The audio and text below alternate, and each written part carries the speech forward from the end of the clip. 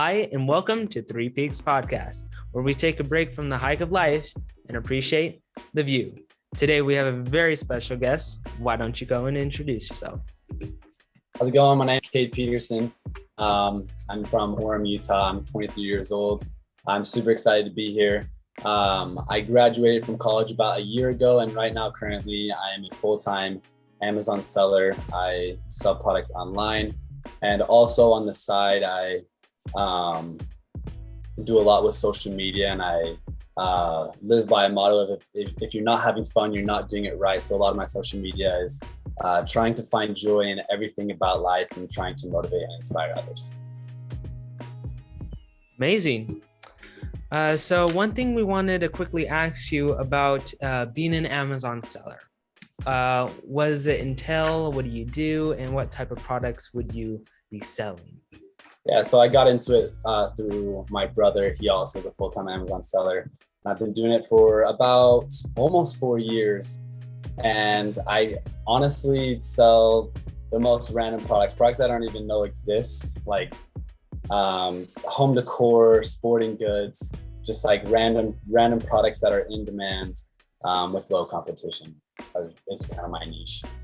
Yeah. And so with becoming an Amazon seller, there's somewhat of a process you need to go through in order to reach the point where you actually have consumers coming to your page and like seeing what you're selling and like the details about it and just being able to make a profit. Yeah. So how have you gained the skills to be able to sell the product to people who check on Amazon? That's a great question. I would say a lot of the skills that I've learned have come through trial and error.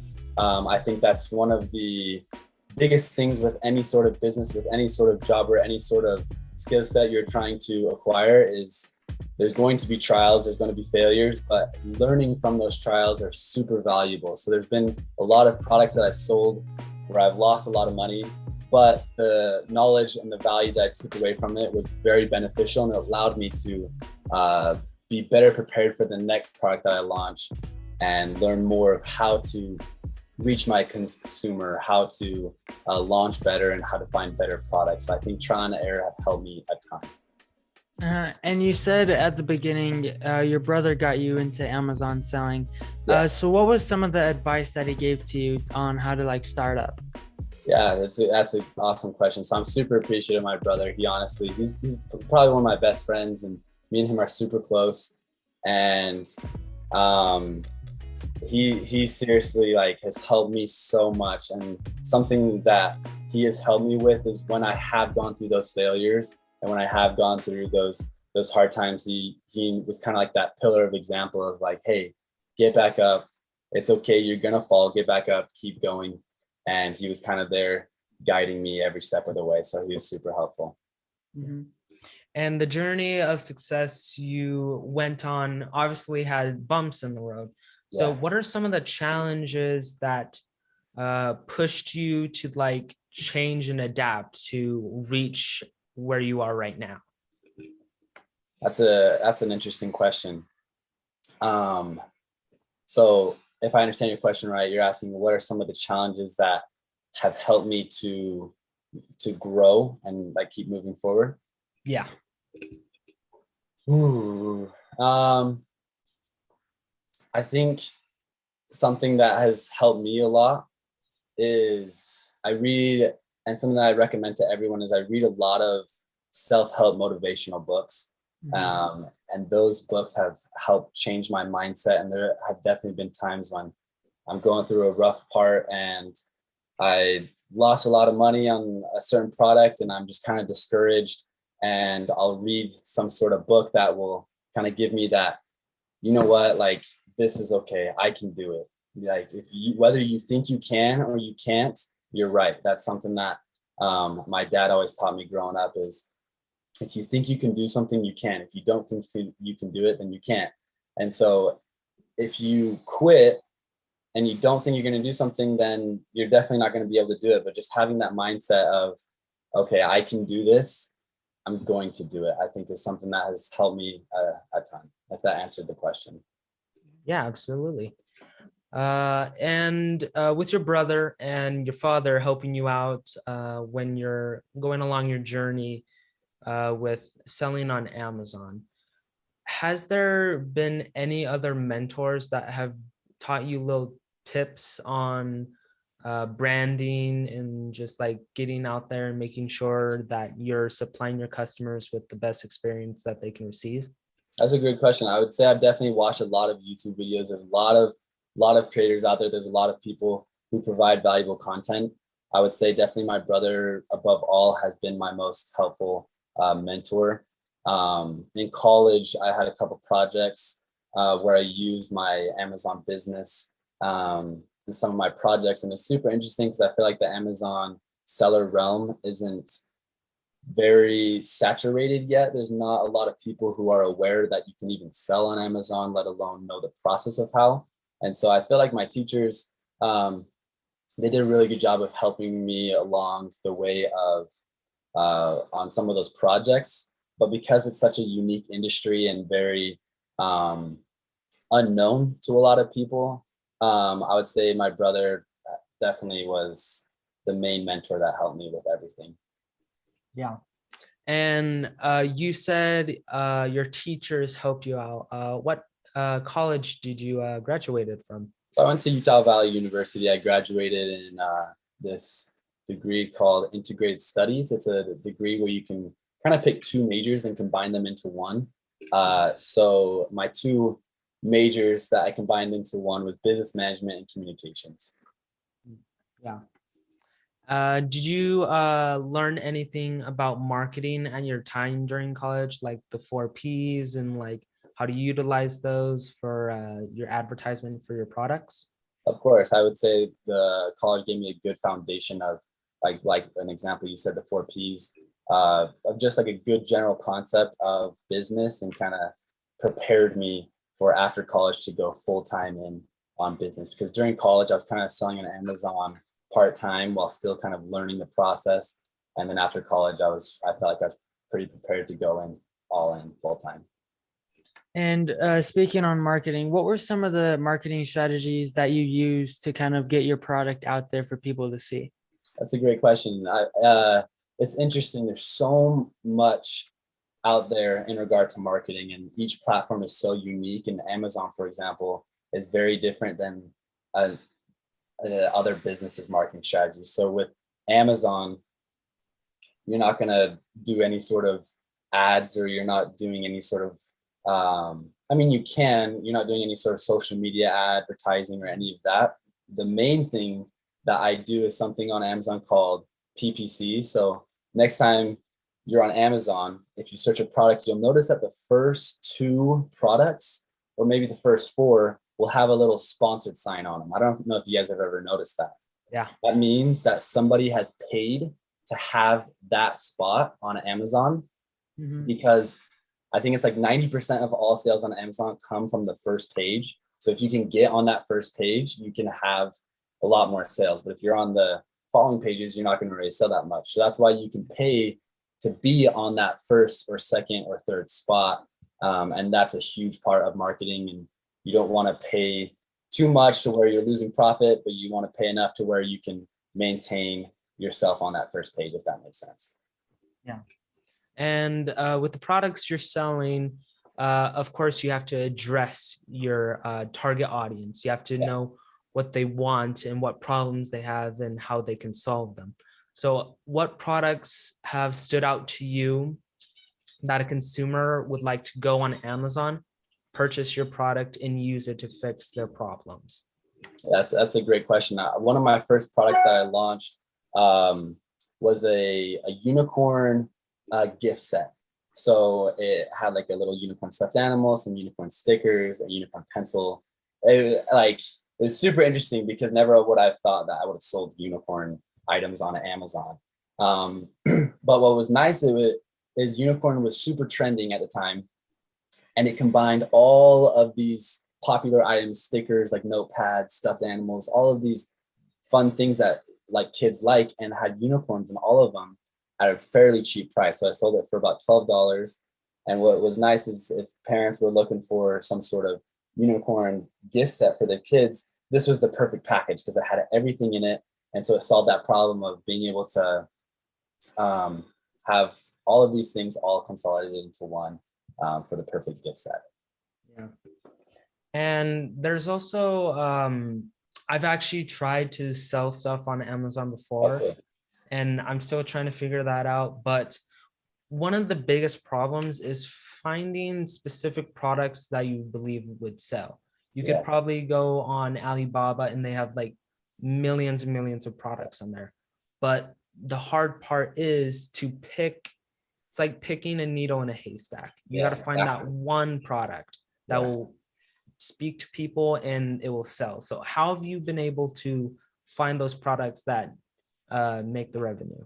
Yeah, I would say that's the number one hardest thing in selling on Amazon is finding that needle in the haystack, like you said, because it really is hard. I mean, there's tons of products on Amazon that are super high in demand, but there are also tons of products that are super saturated, meaning cell phone cases, for example. There's hundreds and thousands of people searching cell phone cases every single day.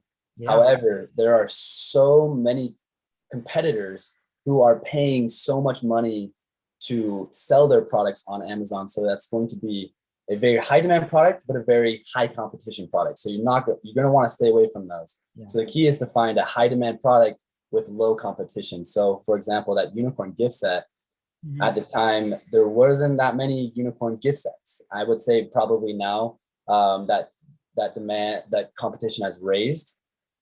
But yeah, it's finding that high competition with high demand with low competition. Yeah. And it's really hard to figure out, what is in demand, what has low competition. And so there are softwares out there that do the work for you.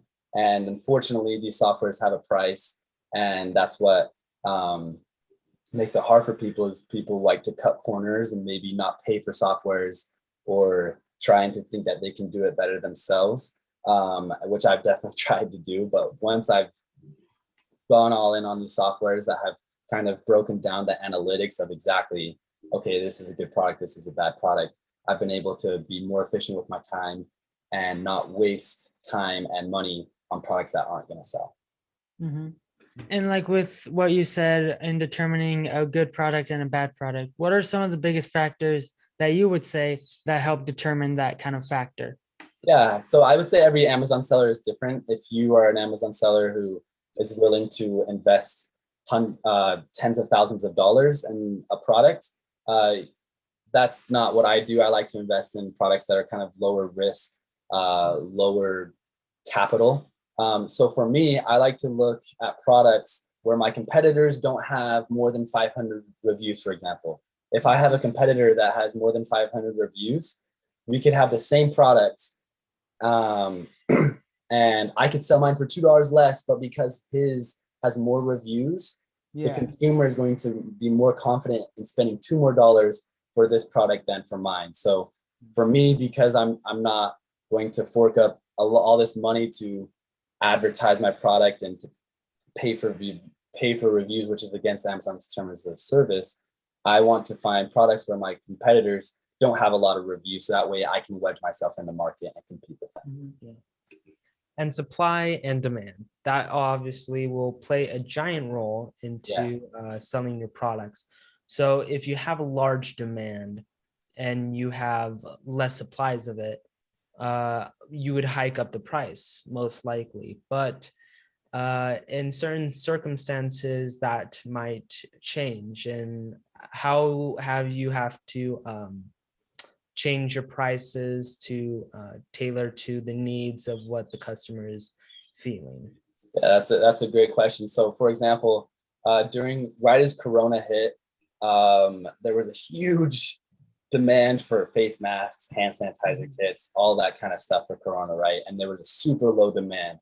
And so that's why prices were increased for that kind of stuff. So a lot of sellers got in the market, tried to sell face masks, tried to sell these hand sanitizer things. And there was this huge demand for it. And all these sellers did really well. But now as COVID has kind of gone down, the demand has gone down and the supply has gone up because sellers are still trying to get themselves in the market. And so now those types of products are just not good anymore, because now the demand is low and the supply is high. So now sellers are trying to liquidate all of their inventory, and so they're dropping the price like crazy, just trying to sell their products because the demand has gone down so much and the supply is so high. Yeah. And kind of going back a little, how you were talking about social media, would you say social media kind of plays a big part in kind of with Amazon selling?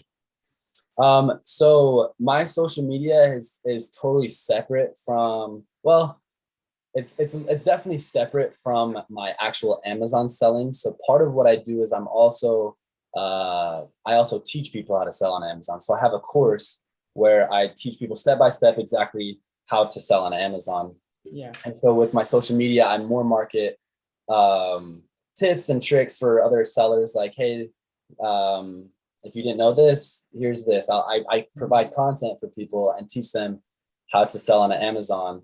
And so it's totally separate from my own personal Amazon selling, if that makes sense. Yeah. And about that Amazon course, so teaching people how to sell on Amazon is what you do in the course, right? Yeah. Yeah.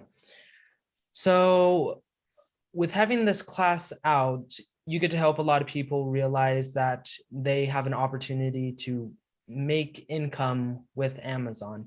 Yeah. But there are some people that are a little bit harder to persuade in how things can be done and stuff like this. So how have you been able to challenge yourself to help other people that don't necessarily believe in what you're teaching them? Yeah, that's an awesome question. So what's cool about my course is I teach that you can start selling on Amazon with $20. That's all you like.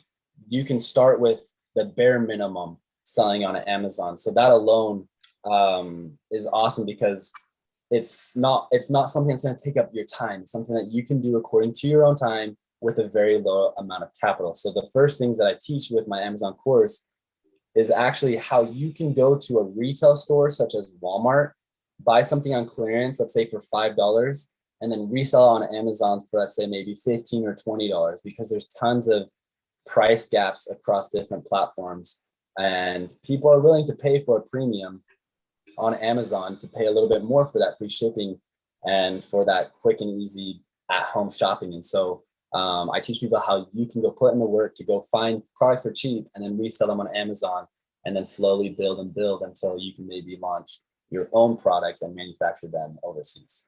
Mm-hmm. And like you were saying, like you could go to like Walmart and buy something on clearance for $5 and then sell it on Amazon for 15. When for people, how do you kind of like describe how much you want to sell a product for, rather than the product, how much you're buying the product for?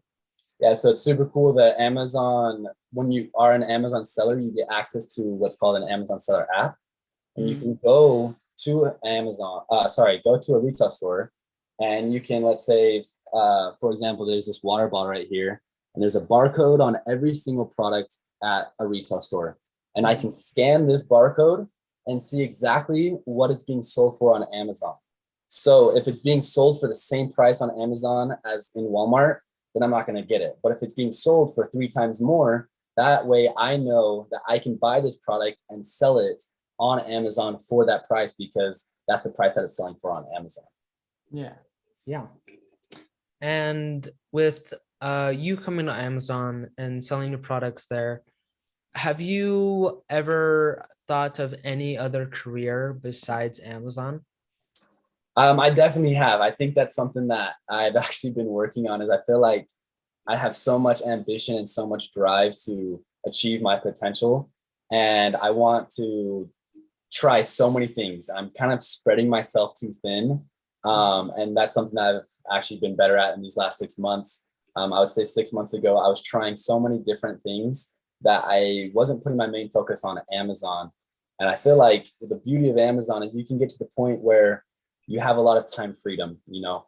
And so what's awesome is if another opportunity does arise, I can still do Amazon on the side while putting time into this new opportunity. For example, I just got done doing this 30-day challenge where every day I was doing something that made me uncomfortable, and I documented it on TikTok to try and better myself.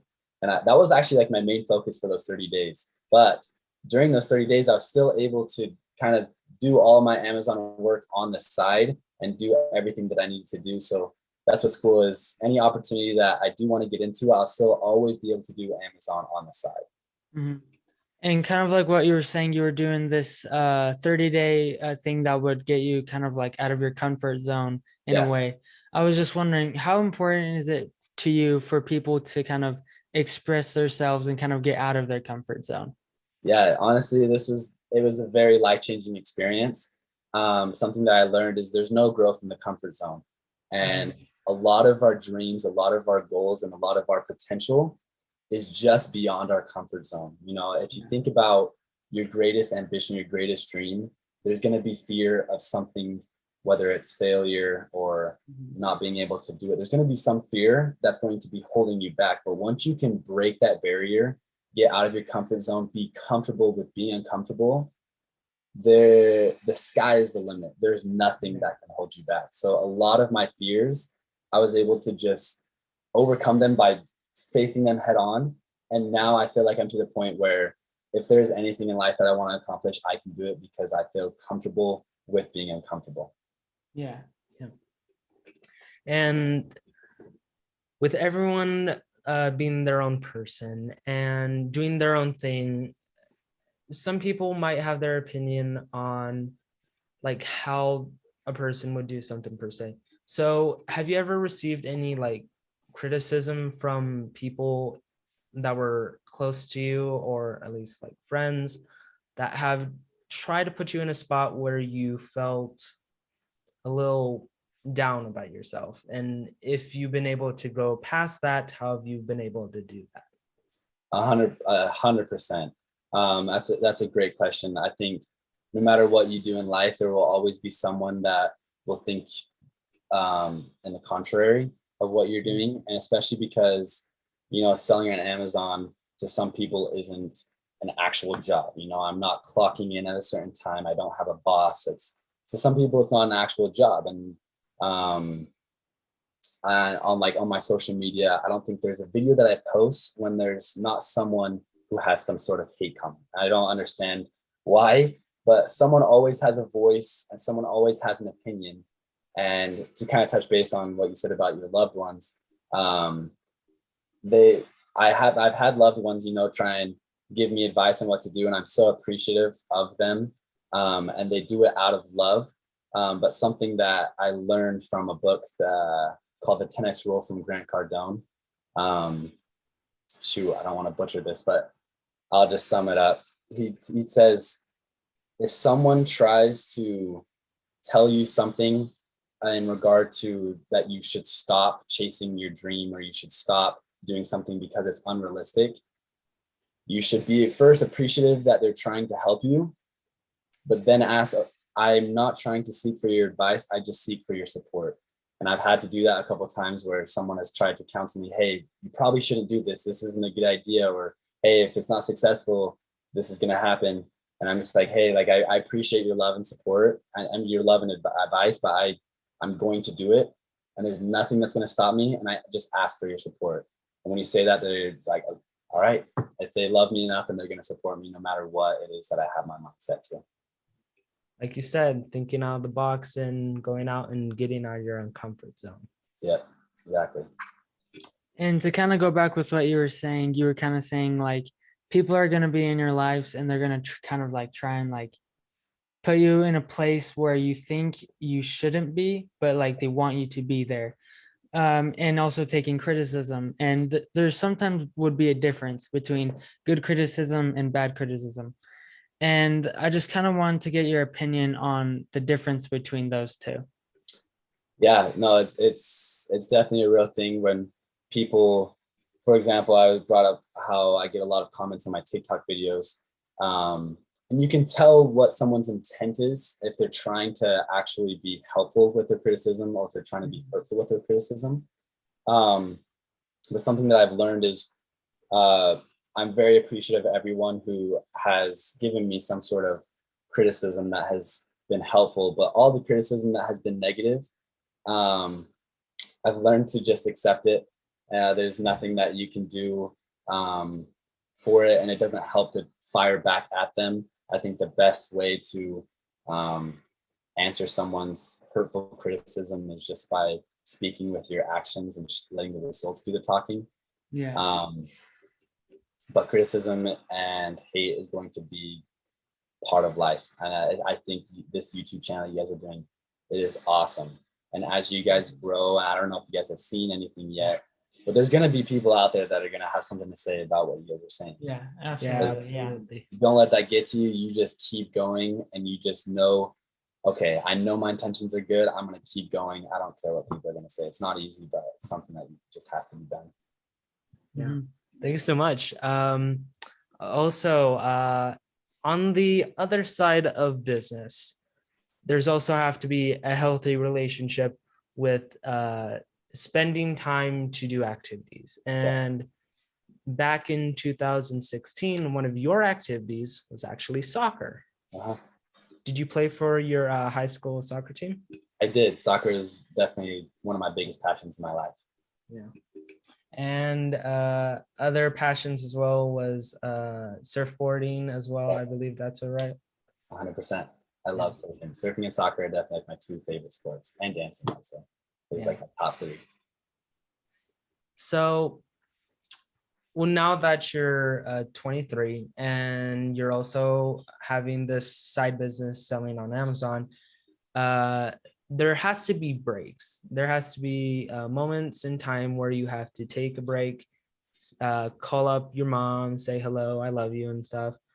But like healthy activities as in like exercising and sports. So what are some of the healthy activities you like to enjoy now that you are 23? Yeah, I totally agree with you, man. If you're working on something and you're not able to enjoy the things you love, what's the point of even doing it? I love life, and I love experiencing the things that life has to offer. So like you said, soccer, I'm on a couple of intramural soccer teams, and I love playing weekly. Boating and surfing is definitely one of my main passions. I'm super excited for summer to come. And it kind of like gives me that motivation to work hard so that I can have that free time to do the things that I love. Dancing, for example, is something that I do consistently. Even while I'm working, I could be sitting at my laptop working and just kind of be listening to music and just being and dancing. You know, life is to be enjoyed, and if you're doing something that is not allowing you to enjoy life, well then well maybe you should think about what you're doing, because I love doing everything that life has to offer. Okay. Well, thanks so much for asking our questions. For our final question on the podcast, it's usually known as the big question. Are you ready? Yeah. All right. So the big question is, what is your advice to our generation? That's a big question. I love it. I would say two things that I've already mentioned. It's something that my dad taught me all growing up. First one is, whether you think you can or you can't, you're right. Anytime growing up when I was like, Dad, I can't do this, he's like, you're right. And I'd be like, what? That's not very encouraging. But then he'd follow it by saying, if you don't think you can do it, then you can't. You got to have the mindset that you can do anything that you think you can. And the second thing is, if you're not having fun, you're not doing it right. So whether it's work, school, play, spending time with friends, whatever it may be, if you ever feel like you're not having fun or you're not doing something right, then you're not doing it right. You know, life is to be enjoyed. And if you're not enjoying your work, then maybe there's a different career path for you, or maybe you're not having the best mindset. You know, just adjusting your mindset alone. Life is to be enjoyed. Life is beautiful. It doesn't mean that we're not going to go through hard times, because sometimes life can be brutal, but we can enjoy it, and we need to have the mindset that life is to be enjoyed, and we can enjoy every single stage of life. Thank you so much for that. So that's all we have for you. Thank you so much for hopping on the podcast. Yeah, thanks for having me. This is a super fun experience getting to talk about this stuff with you guys. I appreciate it. Absolutely. Well, that's all we have for you guys on the Three Peaks podcast. We'll see you hikers on the trail next time.